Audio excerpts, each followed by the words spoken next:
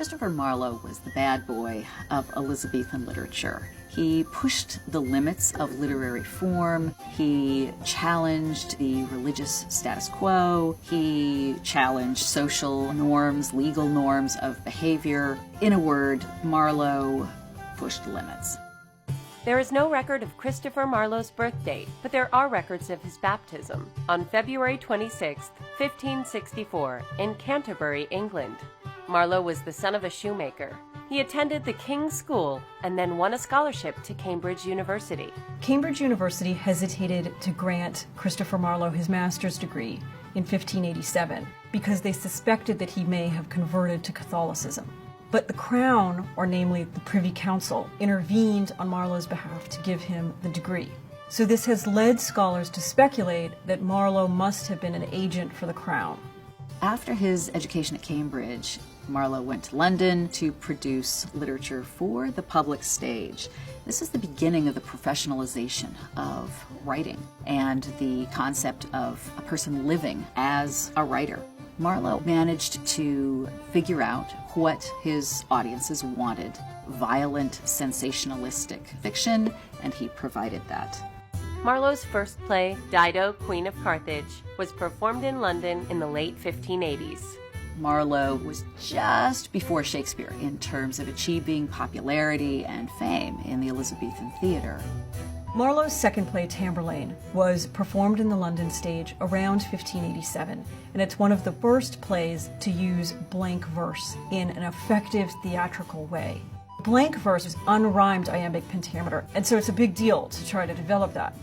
After Tamburlaine, Marlowe wrote only 4 additional plays: Dr. Faustus, Jew of Malta, Edward II, and Massacre at Paris.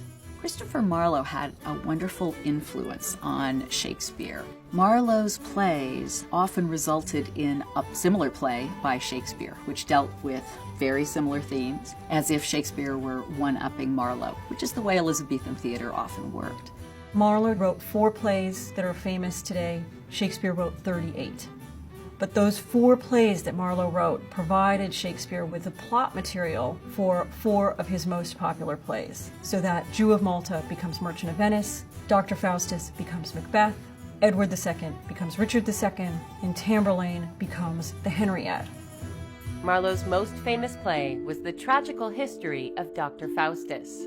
Dr. Faustus was incendiary.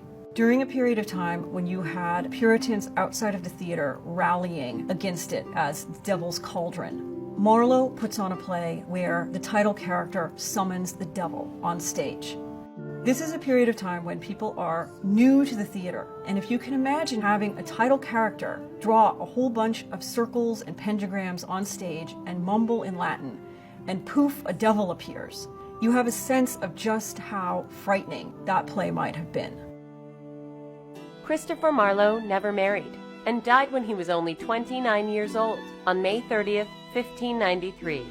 Marlowe died in typically sensationalistic circumstances. He was stabbed in the eye, he was at a boarding house, and presumably there was a dispute over the bill or the reckoning.